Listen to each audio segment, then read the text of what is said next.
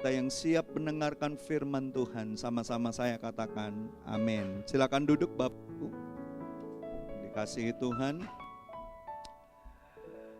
Selamat pagi, shalom untuk kita semua. Pagi hari ini kita akan merenungkan satu kebenaran firman Tuhan berkenaan dengan iman dan logika. Siapa yang percaya bahwa iman kita itu selalu bersinggungan dengan logika kita? Halo? Pernah nggak baca firman tapi pikiran saudara itu kayaknya tuh bertanya-tanya? Ya, bukan nanya seperti anak-anak zaman sekarang, kamu nanya. Bukan. Ada banyak pertanyaan di dalam pikiran kita, betul? Pernah baca firman dan saudara begitu banyak pertanyaan di dalam hati saudara? Ya. Dan saya mau katakan kepada saudara, memang Alkitab tidak menggunakan istilah logika secara eksplisit, ya. Tetapi prinsip-prinsip logika itu sangat jelas dalam narasi dan ajarannya. Ya. Dan Bapak Ibu, mari kita buka dari surat Filipi 3 ayat 18 dan 19. Kita baca sama-sama, saya baca ayat genap, saudara baca ayat ganjil. Demikian firman Tuhan. Karena seperti yang telah kerap kali kukatakan kepadamu dan yang kunyatakan pula sekarang sambil menangis, banyak orang yang hidup sebagai seteru salib Kristus. 2, 3.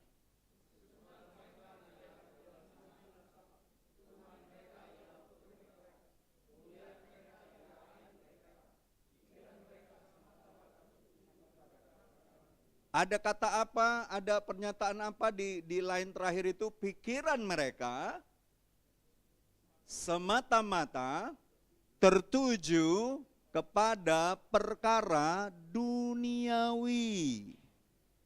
Ya. Dan saudara harus tahu, padahal kita orang percaya ini diminta Tuhan untuk sungguh-sungguh mengasihi Tuhan. Dengan apa aja? Coba klik selanjutnya. Ya. Kita harus tahu bahwa Tuhan itu mau kita mengasihi Dia seperti apa. Coba lihat Markus 12 ayat 30. Tolong satu orang baca.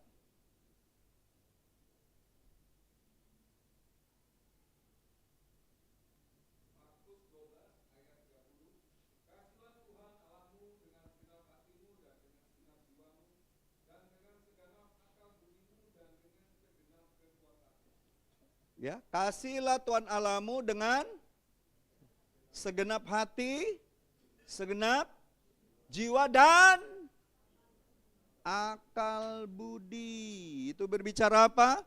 Logika. Ya. Dan kita tahu bahwa yang pertama saya mau kasih tahu, logika atau akal budi itu anugerah Tuhan. Wah, enggak semua nangkep ini. Saudara percaya enggak kita punya pikiran itu karena anugerah Tuhan? Ya. Coba kita lihat ya, di Yohanes 1 ayat 1 bunyinya apa? Ayat itu bunyinya apa? Yohanes 1 ayat 1. Dikatakan gini, pada mulanya adalah firman. Firman itu bersama-sama dengan Allah dan firman itu adalah Allah. Kata firman adalah dalam bahasa Yunani adalah logos. Yang secara harafiah itu berarti kata atau rasio atau logika. Ini menyiratkan apa? Bahwa pada esensinya Allah adalah pribadi yang rasional dan berlogika. Jadi ngikut Tuhan itu bukan ngikut dengan iman buta. Halo?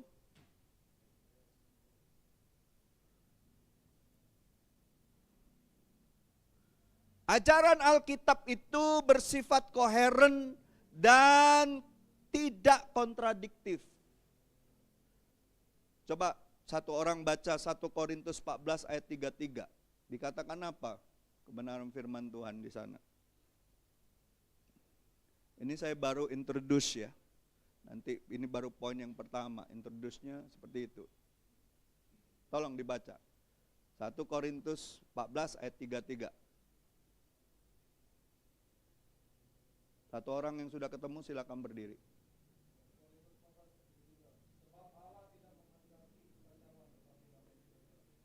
Lihat, Allah tidak menghendaki kekacauan tetapi damai sejahtera. Ini berarti apa? Kebenaran Allah itu tidak bersifat kacau atau bertentangan. Prinsip logika seperti hukum non kontradiksi berlaku dalam wahyu Allah. Ya. Makanya kalau dalam kehidupan sehari-hari kita mendengar ada orang berpikir bahwa logika dan iman adalah dua hal yang saling bertentangan, apa betul seperti itu? Seharusnya tidak, saudaraku. Ya. Tidak seperti itu. Karena Allah itu selalu menghendaki damai sejahtera. Tapi kalau orang berlogika dan akhirnya menganggap iman itu bisa diejawantakan seturut dengan pikirannya sendiri, itulah yang bikin kacau. Makanya banyak aliran-aliran sesat. Yang tadinya Kristen, tapi gara-gara pemimpinnya berpikir di atas pernyataan iman yang sesungguhnya, yang dimaksudkan oleh firman Tuhan, akhirnya dia pakai pikirannya sendiri. Ujungnya sesat. Sehebat-hebat kita berlogika, tundukkan pikiranmu atas dasar iman. Amin. Jadi apa yang dinyatakan firman Tuhan itu mutlak. Kebenaran yang gak bisa kita otak-atik. Kita bisa mengerti dengan akal budi kita, tapi kita gak bisa rubah-rubah semau kita.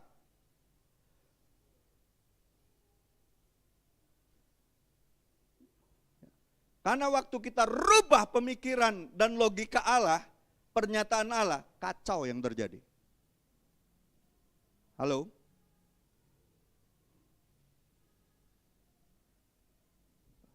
Murid-murid berlogika nggak waktu 2 roti 5 ikan 2 roti itu? Nggak mungkin. Nggak mungkin. Nggak mungkin. Logikanya kan nggak mungkin. Betul nggak? Bagaimana mungkin? Cuman segini plus 300 dinar pun nggak bisa ngasih makan 5.000 orang.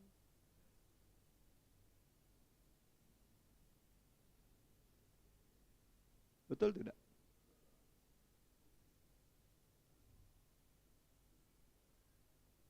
Murid-murid ketika di perahu, badai sedang besar-besarnya, Yesus datang, waktu Petrus bilang, Tuhankah engkau? Mari datang.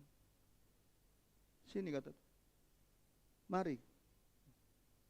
Murid-murid yang lain berlogika enggak? Enggak mungkin.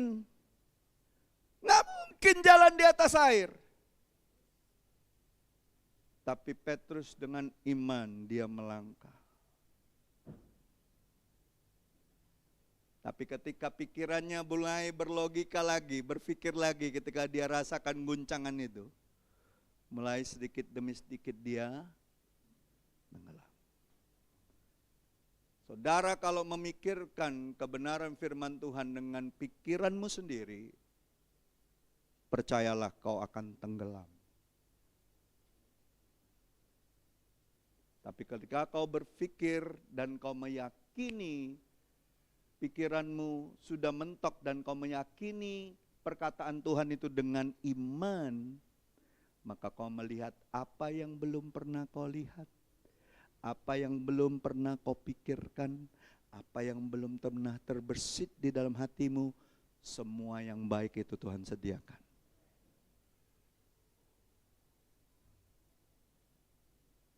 Nah, yang sulit itu menundukkan pikiran kita. Halo? Karena kita nih merasa pinter nian. Padahal cuma ecak-ecak pinter.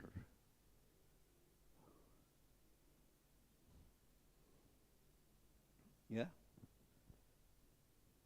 Jadi yang pertama, kalau logika selalu menuntut apa?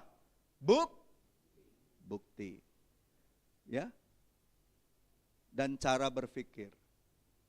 Sementara kalau iman, kalau firman Tuhan, iman timbul dari pendengaran akan firman Tuhan, betul? Yang dibutuhkan apa? Percaya. Amin. Walaupun tidak atau belum melihat.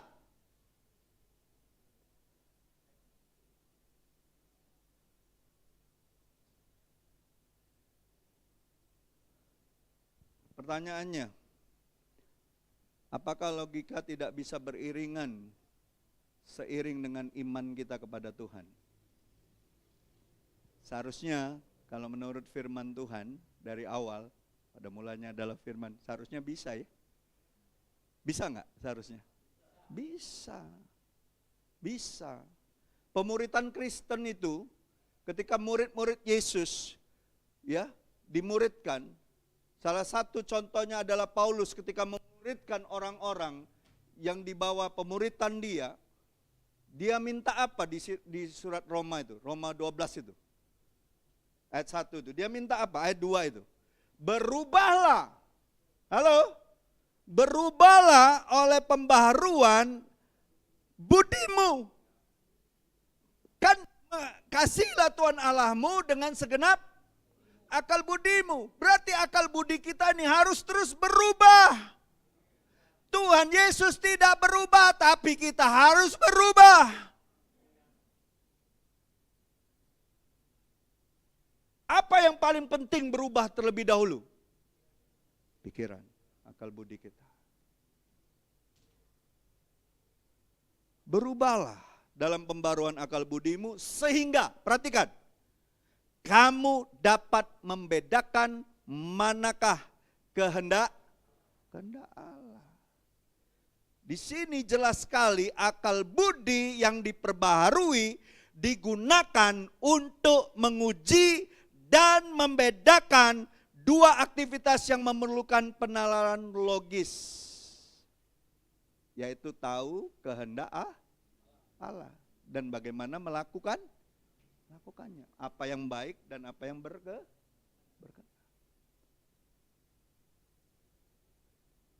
Kita berpikir. Ya. Kalau pendapat para teolog itu ya, yang saya pernah baca itu, Cornelius Van Til itu bilang gini, bahwa logika harus tunduk pada wahyu firman Tuhan atau Alkitab. Ia menyatakan bahwa logika manusia itu terbatas. Halo? Dan harus dikoreksi oleh prinsip-prinsip Alkitabiah. Namun, logika juga merupakan refleksi dari karakter Allah. Ingat, Yohanes 1 ayat 1 tadi. Pada mulanya adalah firman. Firman itu kan logos tadi, ya kan, perkataan. Keluar dari pikiran.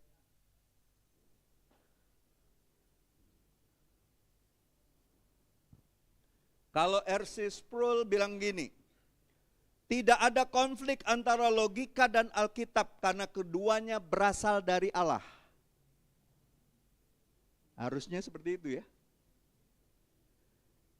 Ia percaya bahwa penggunaan logika yang benar justru memperkuat iman Kristen kita. Menurut saudara, logikanya Rasul Paulus itu kuat enggak? Sekali lagi, saudara nggak yakin karena mungkin saudara belum baca semua surat-surat Rasul Paulus. Rasul Paulus itu dengan logikanya kuat nggak dia? Oh iya, sangat kuat. Dia didikan Sanhedrin, dia didikannya Gamaliel, guru Sanhedrin yang paling dihormati, yang paling disegani. Dia yang paling pintar, yang paling rajin, betul nggak? Aku lebih daripada semua orang itu, dibilang. Soal pengenalanku akan hukum Taurat. Berarti ininya bermain nggak? Cara logika.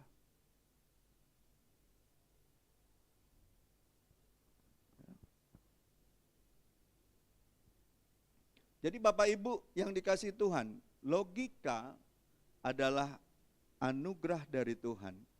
Pertama-tama kita harus pahami bahwa kemampuan untuk berpikir logis itu adalah anugerah Tuhan. Itu yang pertama. Sebagai manusia kita harus berpikir. Kalau manusia sudah berhenti berpikir,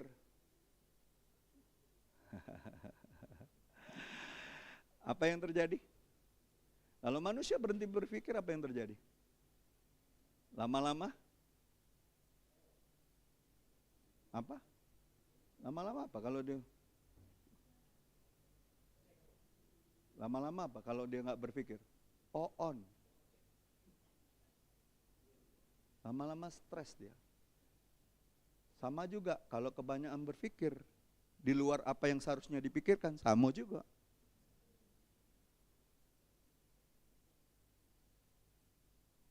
Makanya Rasul Paulus bilang apa? Pikirkanlah perkara-perkara yang di atas.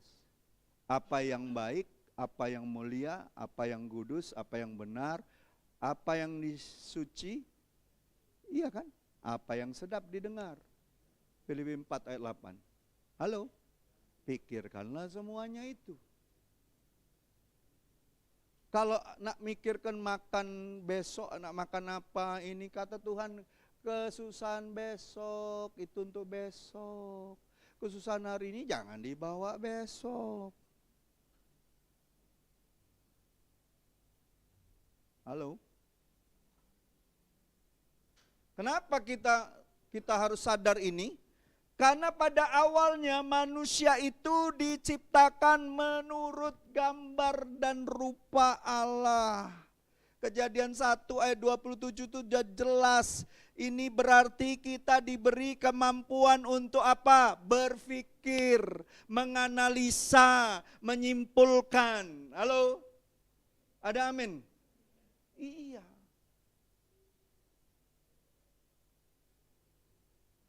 Makanya manusia itu dibilang ciptaan Tuhan yang paling sempurna. Hewan itu nggak punya akal pikiran, nggak berlogika dia. Dia pakai insting. Nah kalau orang Kristen masih ngomong insting aku, itu ngeri tuh kalau sudah ngomong insting aku.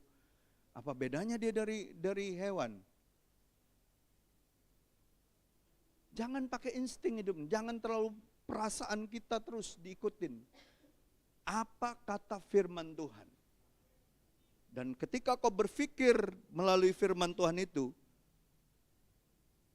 ada hal-hal yang perlu kita tundukkan pikiran kita di bawah kebenaran firman itu.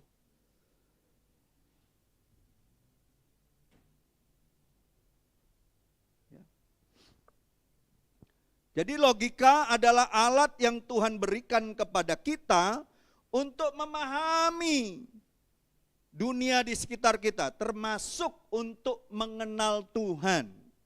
Misalnya, ketika saudara melihat keajaiban alam semesta, pernah nggak saudara, siapa yang pernah naik gunung sini? Pernah naik gunung? Ketika sudah di puncak gunung, saudara lay down ya, apalagi malam itu ya, lihat bintang, jutaan bintang gitu.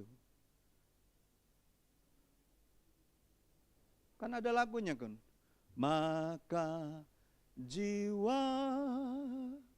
pun memujimu, sungguh besar kau Allahku. Bila ku lihat gemerlapan dan riuh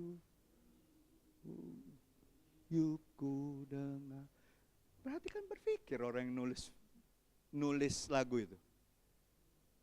Dia lihat bintang, dia dengar guru sambung menyambung untuk menyadarkan dia akan kebesaran siapa?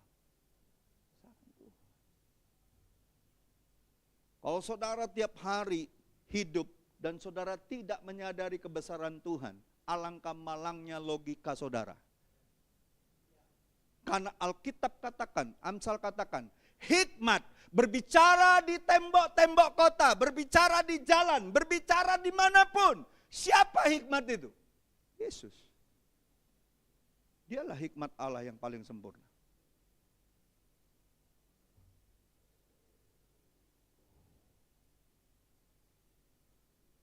Kau lihat seseorang, kau melihat kehidupannya.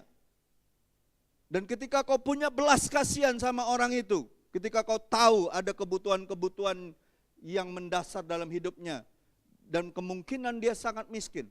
Yesus bilang gini, kalau kau melayani orang yang paling hina ini, kau sudah melayani aku. Berarti apa? Ketika kita lihat seseorang dan kita melihat kebutuhannya, kita tolong orang itu, kita sudah melihat Tuhan. Kita sedang melayani Kristus. Kalau kita nggak sadar itu, alangkah malangnya cara berpikir kita. Malang sekali. Makanya Yesus kasih perumpamaan orang Samaria yang baik hati, betul?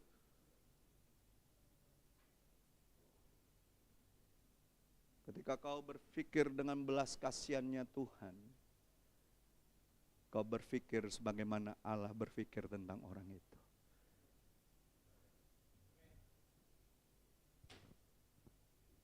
Logika kita dipenuhi oleh kehendak Allah. Amin. Ya. Jadi Bapak Ibu yang dikasihi Tuhan, ya, kalau kita lihat keajaiban semesta, susunan bintang, ya, hingga ajaibnya tubuh manusia.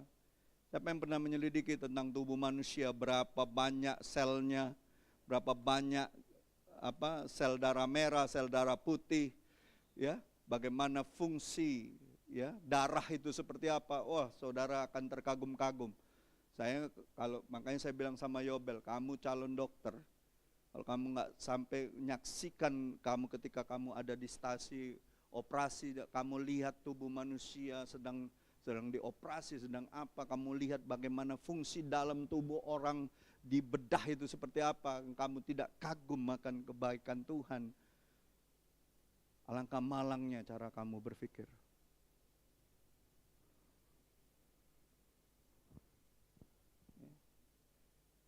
Kita ini seharusnya setiap hari terkagum-kagum sama Tuhan. Kita berpikir untuk mengagumi Tuhan. Ya. Semua menyimpulkan bahwa ada pencipta yang luar biasa di balik semua itu. Sebagaimana tertulis Roma 1 ayat 20 mengatakan apa? Sebab apa yang tidak nampak daripadanya, yaitu kekuatannya yang kekal dan keilahiannya, dapat nampak kepada pikiran dan karyanya sejak dunia diciptakan, sehingga mereka tidak dapat berdalih. Amin. Waktu kita memikirkan segala ciptaan di dunia ini yang begitu luar biasa, kita tahu ada satu pribadi yang tidak bisa terbantahkan, bahwa dia itu Sang Maha Kuasa. Kalaupun Alkitab ini enggak ada, tidak ada tulisan apapun, Allah bisa menuliskan tentang kekaguman kita kepadanya di dalam batin kita, hati nurani ini. Amin. Kalaupun tidak ada dosen di luanganmu, ketika teman-temanmu mengajak kau nyontek dan tiba-tiba hatimu bergetar, ada rasa takut di sini, itu karya tangan Tuhan, suara sedang berbicara dalam hatimu. Itulah kebesaran Tuhan. Tapi sayangnya manusia yang berdosa, yang natur dosa ini seringkali mengabaikannya. Bapak Ibu mau sadar mulai hari ini, setiap kali kau berpikir, berpikirlah dengan benar akan kemurahan dan kebaikan Tuhan. Kagumilah apa yang setiap hari kau temui. Walaupun itu sepertinya rutin kita ya, tapi waktu kita memikirkan semua ini ada karena kebesaran Tuhan, kau akan kagum sama Tuhan. Kau akan kagum sama Tuhan. Ya. Logika justru dapat menolong kita untuk apa? Untuk melihat bukti kebesaran Tuhan dan memperkuat iman kita. Amin. Ya. Dengan menggunakan logika, cara kita berpikir, kita bisa melihat keteraturan dan keindahan ciptaan yang pada akhirnya menuntun kita untuk menyadari keberadaan Tuhan. Dan itu dapat memperkuat iman kita. Ya. Jadi bukannya bertentangan, logika itu justru menolong kita untuk melihat bukti-bukti kebesaran Tuhan. Sudah banyak bukti kebesaran Tuhan ini. Dibuktikan secara ilmiah pun dibuktikan bisa. Siapa yang pernah baca tentang Wright bersaudara? Pencipta pesawat. Mereka itu kan anak pendeta. Anak pendeta yang gak punya banyak uang, tapi punya mimpi besar. Dia dapat idenya dari mana? Berlogikanya dari mana manusia bisa terbang? Dari firman Tuhan. Di Yesaya itu loh.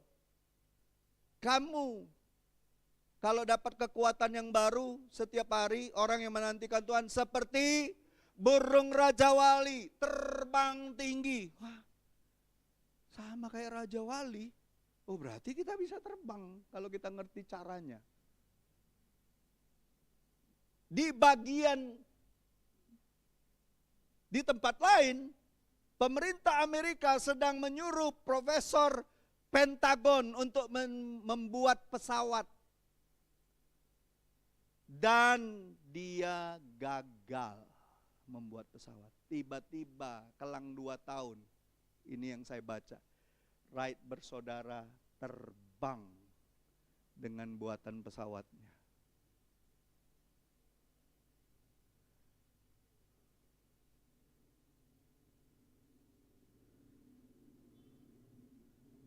Hikmat Allah jauh lebih tinggi daripada hikmat manusia, sehebat apapun manusia itu. Selemah-lemahnya manusia dengan hikmat Allah akan mengalahkan sekuat-kuatnya manusia dengan hikmatnya sendiri.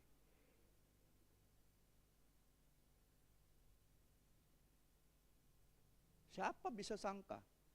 Siapa yang menyangka, baik orang Filistin maupun orang Israel, kalau Daud bisa menang lawan Goliat? Ada masuk di akal pikiran? Nggak masuk akal. Panglima perang terhebat di zamannya. Tidak pernah kalah berperang. Tiba-tiba ditantang anak muda umur 17 tahun, pipi masih merah, pakai ketapel. Bukan betetan ya, ketapel yang diputer, bukan yang dimainin, bukan. Diputer itu, umban. Sampai hari ini ada orang di Timur Tengah sana yang jago ngumban itu bisa mati orang. Orang lari, dia lempar, bisa kena otak belakang ini mati orang. Daud cuma modal 5 batu dan 1 umban. Goliat datangin dia dengan perisai, dengan tombak, dengan ketopong besi semua. Roboh dalam 1 lemparan. Siapa yang bisa membuktikan dengan logika itu bisa terjadi? Tidak ada. Tapi Daud mendatangi orang yang tidak bersunat itu, Goliat, dengan mengatakan apa? Aku mendatangi kamu dengan nama Tuhan Allah semesta alam. Hari ini kau orang tidak bersunat, aku akan bunuh engkau dan aku akan penggal engkau. Berarti apa? Logika manusia pada saat itu ditundukkan oleh iman Daud melalui perbuatannya. Halo? Tidak ada yang bisa. Tidak ada yang bisa. Jadi Bapak Ibu yang dikasihi Tuhan, buktikanlah kebesaran Tuhan ketika kau berpikir. Tapi ketika kau berpikir, tundukkanlah hatimu dan bergeraklah dengan iman. Amin. Walaupun menurut logikamu itu mustahil, bergeraklah dengan iman. Buktikan bahwa firman Tuhan itu akan menggenapi segala yang dimaksudkan Tuhan untuk hidupmu. Buktikan. Jangan cuma tahu, buktikan. Action speak louder than word. Kau tahu banyak perkataan firman Tuhan, tapi kau nggak pernah action, tong kosong, nyaring bunyinya. Tapi satu tindakan imanmu, walaupun kau cuma tahu sedikit tentang firman Tuhan, itu akan berbicara jauh lebih kuat, jauh lebih berpengaruh bagi orang-orang di sekitar kita. Amin. Saya percaya hari-hari ini Tuhan mau kita pakai pikiran kita untuk menyatakan kebesaran Tuhan. Amin. Ya, jadi tidak ada pertentangan seharusnya. Kalau sampai pertentangan, tundukkan pikiranmu di bawah pikiran Kristus, di bawah firman Tuhan. Jangan berlama-lama di situ. Tundukkan aja. Kenapa? Ketika kau bermain dengan pengetahuanmu, iblis akan datang. Hati-hati. Iblis mulai datang, akan mempengaruhi engkau. Tundukkan segera di bawah kaki Kristus, di bawah kaki salib. Percayalah, kekuatan Allah akan menyertaimu. Itu yang pertama. Yang kedua, kita harus menggunakan logika dengan benar. Salah satu contoh tokoh Alkitab yang menggunakan logika untuk mendekatkan diri kepada Tuhan itu Rasul Paulus. Tadi kan saya sudah sampaikan. Rasul Paulus itu menggunakan logikanya untuk mengajar. Ya, dia itu terkenal sebagai seorang terpelajar, betul tidak? Ya, dia sering mempergunakan apa? Kepintarannya dalam mengajar Injil. Ya, dalam Kisah Para Rasul 17 ayat 2 dan 3 dikatakan, tercatat apa? Rasul Paulus itu berdiskusi dengan siapa? Orang-orang Yahudi di sinagog. Berapa hari dia berdialog? Berapa hari dia berdialog? Berapa hari dia tukar pikiran? 3 hari.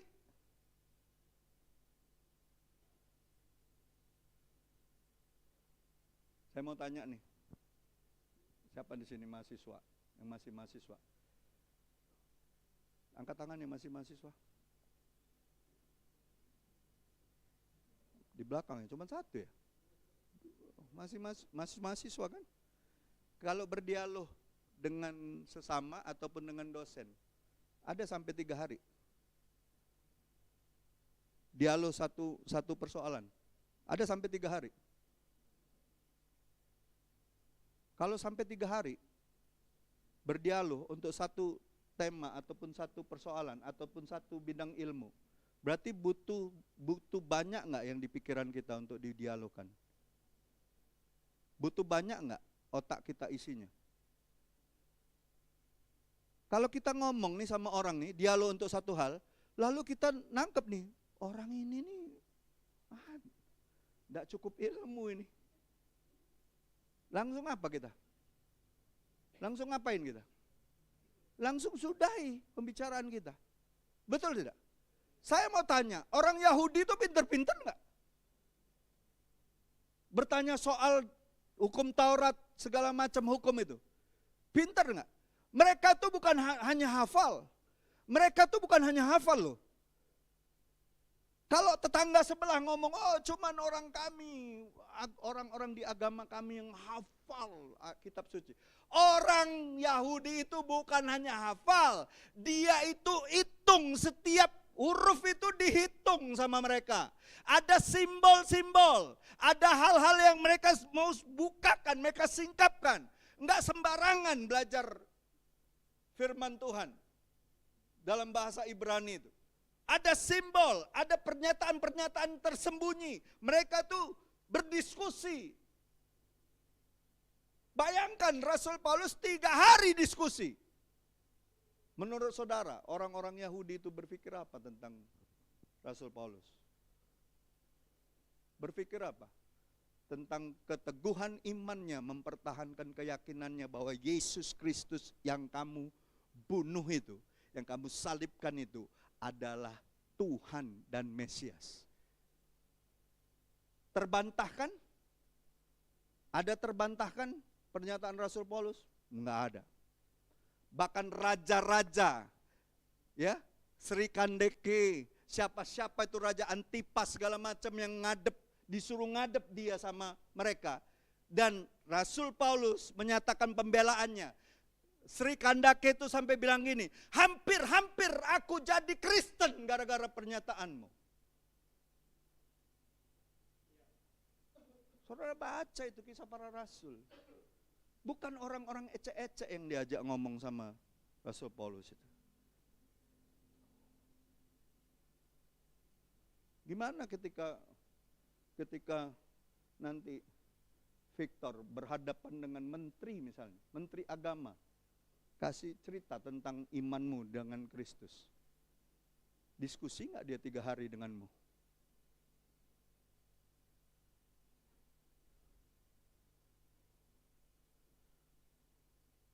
Ketika nanti Ibu Amel ketemu dengan petinggi-petinggi di dunia pendidikan, pas ditanya, kamu Kristen ya?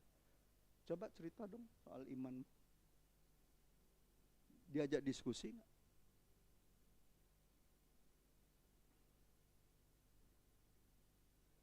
Kita nggak mau jadi jago kandang di 4 tembok ini.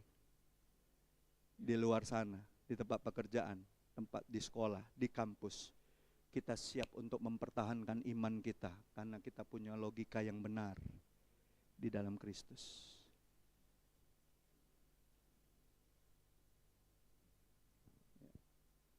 Saudara bisa baca, dia menjelaskan, membuktikan bahwa Yesus adalah Mesias yang dijanjikan. Paulus mengajak orang-orang untuk berpikir logis tentang nubuat kitab suci. Nubuatan itu kan sesuatu yang prophesy, betul nggak? Sesuatu yang dinubuatkan oleh nabi-nabi sebelumnya, tapi Rasul Paulus bisa membuktikan nubuatan itu terjadi dengan cara dia berpikir. Karena dia bukan hanya orang yang berpikir, dia ngalamin Tuhan. Saudara, kalau cuman firman Tuhan ini cuman jadi ilmu, cuman jadi pemikiran, tapi saudara nggak ngalamin Tuhan secara pribadi, saya nggak yakin kita bisa membuktikan tentang kebesaran Tuhan kepada orang-orang di sekitar kita. Pengetahuan tanpa pengalaman kuasa Tuhan itu cuman jadi informasi. Tapi ketika kau punya pengetahuan firman Tuhan dan kau sudah ngalamin Tuhan, kau sedang mengimpartasikan sesuatu sama orang itu. Soal dia mau terima atau tidak, itu urusan Roh Kudus. Amin? Ada amin Bapak Ibu? Iya, karena kita sudah ngalamin. Dan kita rindu orang lain juga ngalamin. Betul? Jadi Bapak Ibu yang dikasihi Tuhan, saya percaya ya, dia dapat menyatakan imannya kepada Yesus bukanlah iman yang buta, melainkan iman yang didasarkan fakta-fakta, betul? Dalil-dalil, betul? Betul tidak? Ada dalilnya. Makanya kalau orang yang tidak percaya Yesus ya, ketika para apologet bilang, mana dalilnya? Selalu mereka ngelak, selalu mereka muter, nggak ada dalilnya. Tapi setiap kali apologet kita menyatakan tentang satu kebenaran, Ada dalilnya. Ada pernyataannya. Dan itu sudah ditelaah, sudah didiskusikan, sudah dibicarakan. Makanya kita berani untuk mengatakannya. Bukan sesuatu yang kosong. Bukan sesuatu yang kita buat-buat. Tapi itu pernyataan yang kuat. Amin. Ada amin Bapak Ibu? Dan saya percaya kalau logika kita kuat akan kebenaran firman Tuhan, ditambah lagi penyertaan Roh Kudus, maka akan lebih banyak orang yang mendengarnya percaya. Apalagi kalau ada bukti-buktinya, betul? Betul tidak? Kan Rasul Paulus itu kan sama rasul-rasul itu, inilah buktinya. Orang sudah 38 tahun lumpuh di depan pintu gerbang suci, betul? Dan sekarang berdiri di hadapanmu, betul? Kan pernyataannya apa awalnya? Yesus Kristus yang adalah Mesias itu. Bukan kami yang menyembuhkan. Yesus dari Nazaret itu yang membangkit. Kuasa dia yang membangkitkan. Dan ada buktinya. Terbantahkan?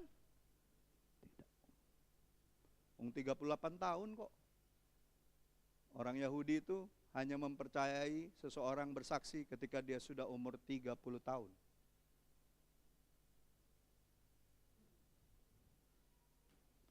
Kalau masih di bawah 30 tahun, masih belum dipercaya. Jadi siapa yang di sini belum 30 tahun? Kalau sama orang Yahudi, belum pacak dipercaya.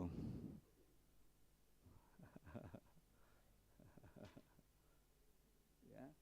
Itu yang kedua. Yang ketiga, kalau kita berlogika, waspadalah, pikiran manusia itu terbatas. Amin.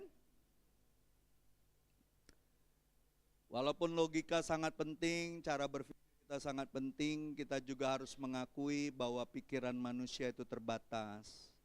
Ada hal-hal yang tentang Tuhan yang melampaui kapasitas pikiran kita untuk memahaminya. Sebagaimana dikatakan dalam Amsal 3 ayat 5 dan 6, dikatakan gini loh. Percayalah kepada Tuhan dengan segenap hatimu dan janganlah bersandar kepada logikamu sendiri. Pengertianmu itu kan artinya logika, betul nggak? Iya kan? Akuilah dia dalam segala lakumu, maka dia akan meluruskan jalanmu. Ayat ini kita harus tahu bahwa kepintaran kita ada batasnya. Kita tidak mampu melihat masa depan, cuma Tuhan yang mampu melihatnya. Waktu Yesus bilang, tebarkan jalamu. Kita bertolak ya ke tempat yang lebih dalam. Betul? Tebarkan jalamu. Secara logika, Petrus dan teman-teman, tidak mungkin. Ini sudah siang. Iya kan? Sudah semalaman kami cari ikan. Iya, kepintaranmu bisa bawa engkau 10 langkah ke depan. Tapi ingat, cuma Yesus yang bisa lihat kedalaman air.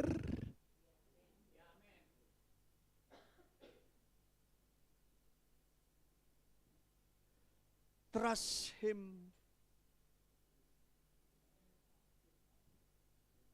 Trust Him. Petrus bilang gini, karena kau yang suruh aku Tuhan, aku lakukan juga. Lalu waktu dia sudah merasa bersalah, sudah merasa mengkhianati Tuhan, sudah meninggalkan Tuhan, ya. Terus kan dia mau jadi nelayan lagi, betul nggak? Ngajak teman-temannya lagi pula. Sudahlah, guru kita, Tuhan kita lah mati. Udahlah, kita jadi nelayan lagi. Ikut semua kan? Dan apa yang terjadi? Nebar jala, dapat? Enggak. Tiba-tiba Tuhan ada di pinggir pantai. Ada ikan enggak? Enggak ada. Ada ikan goreng enggak? Enggak ada. Tuhan bilang gini, tebarkan di sebelah kananmu. Kalau yang pertama dibilang apa? Tepat dalam dan tebarkan jalamu. Tapi kali ini tebarkan sebelah kanan. Apa beda sebelah kanan sebelah kiri? Apa beda sebelah kanan sebelah kiri? Ada bedanya? Saya mau tanya sama saudara. Secara logika, ada bedanya kiri sama kanan? Depan belakang. Sama tengah laut. Cak mana Tuhan mindah ke ikan itu sebelah kanan kalau? Nggak mungkin kan? Kau bisa pandai. Kau bisa tahu, kau punya pengalaman. Pengalamanmu bisa bawa kau 10 langkah. Tapi yang punya strategi yang paling tepat hanya Tuhan Yesus Kristus. Cuma Dia yang bisa mengerti kedalaman air, ikannya di mana, strateginya apa. Kalau udah nurut Petrus dan teman-teman, suruh kanan dia nebar ke kiri, dapat. Baca baik-baik, sebelah kanan dibilang.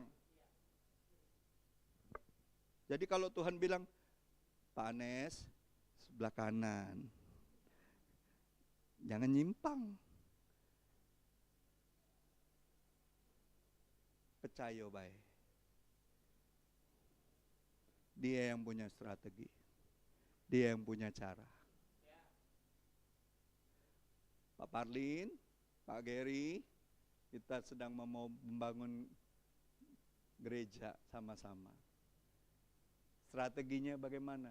Cuma Tuhan Yesus yang paling tahu. Kita bisa merencanakan banyak hal. Mungkin itu membawa kita maju 10 langkah.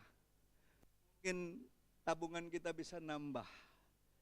Tapi ingat, yang bisa membuat itu berlimpah-limpah dan menyadarkan kita penyertaan Tuhan, itu cuma Dia. Amin. Saudara mau tahun ini lebih banyak strategi yang saudara dapat dari Tuhan sendiri. Tuhan bicara sama kita. Amin. Tundukkan logika kita di bawah kaki Tuhan. Kenapa? Sekali lagi, kepintaran kita terbatas. Pengalaman kita terbatas. Cuma Tuhan yang tidak terbatas. Disinilah kita harus ngambil keputusan bahwa kita perlu berserah penuh dalam kedaulatan Tuhan. Amin. Berserah penuh kedaulatan Tuhan. Jangan coba-coba, ya. Jadi Bapak Ibu yang dikasihi Tuhan, ingat hanya kedaulatan Tuhan. Ya, waspada dengan pikiran kita. Yang terakhir, pergunakanlah iman dan pikiran kita hanya untuk memuliakan Tuhan. Dalam kehidupan kita sehari-hari, logika bisa membantu kita memahami firman Tuhan dengan lebih baik. Ketika kita mempelajari Alkitab, kita diajak berpikir secara logis tentang makna, teks, konteksnya, dan hubungannya atas kehidupan kita sekarang. Dia juga menolong kita untuk membedakan ajaran yang benar dan yang salah. Coba baca 1 Yohanes 4 ayat 1. Kita baca sama-sama. 2, 3. Saudara-saudaraku yang kekasih, janganlah percaya akan setiap roh, tetapi ujilah roh-roh itu, apakah mereka berasal daripada Allah, sebab banyak nabi-nabi palsu yang telah muncul dan pergi ke seluruh dunia. Makanya hari-hari ini kita harus tahu cara kita berpikir satu-satunya harus untuk memuliakan Tuhan. Ketika kita bertemu dengan seseorang yang mengajarkan cara berpikir ataupun kebenaran firman Tuhan yang tidak memuliakan nama Tuhan, tapi memuliakan nama organisasinya, memuliakan apa yang dia kerjakan, selalu hanya tertuju kepada dia, kita langsung tahu ini ajaran sesat. Karena cara berpikir kita orang percaya harus tertuju untuk kemuliaan Tuhan. Amin. Ya. Dengan menggunakan pikiran kita, kita bisa menguji, betul? Ya, menguji segala sesuatu dan berpegang kepada apa yang baik. 1 Tesalonika 5 ayat 21, ujilah segala sesuatu dan peganglah yang baik. Hal ini penting untuk apa? Menjaga kemurnian iman kita di tengah-tengah ajaran-ajaran yang menyesatkan. Sekarang banyak ajaran sesat, mengerikan, ya, mengerikan. Dari pembahasan kita hari ini, saya cukup panjang lebar karena ini pengajaran, saudara harus mengerti. Dan saya menyimpulkan bahwa logika dan iman sebenarnya tidak harus selalu bertentangan. Amin. Pikiran yang diberikan Tuhan adalah alat untuk bisa menuntun kita semakin percaya dan mengandalkan Tuhan. Logika dalam pandangan Kristen ialah kemampuan rasional yang diberikan oleh Allah kepada manusia untuk apa? Untuk memahami, untuk menguji, dan untuk membela kebenaran selaras dengan karakter Allah yang konsisten. Dia Allah yang rasional dan dia juga adalah Allah yang penuh hikmat. Amin. Ada amin Bapak Ibu? Logika bukanlah hanya alat untuk berfilsafat, tetapi menjadi sarana untuk menggali dan membela iman Kristen kita yang sejati. Seperti yang dikatakan Yesus sendiri. Saya balik ke Markus 12 ayat 30. Kasihilah Tuhan Allahmu dengan segenap hatimu, segenap jiwamu, dan dengan segenap akal budimu. Kiranya setiap pikiran kita hari ini kita tundukkan di bawah kaki Tuhan. Kita percaya hanya iman kepada Kristuslah yang mampu membuat pikiran kita apa? Seperti Filipi 4 ayat 8 tadi, kita mampu memikirkan apa yang baik, apa yang suci, apa yang berkenan, apa yang kudus, dan memuliakan namanya. Amin. Ada amin Bapak Ibu? Hari ini saya percaya keluar dari tempat ini, kita bukan hanya pakai logika kita untuk perkara-perkara dunia. Ingat, ayat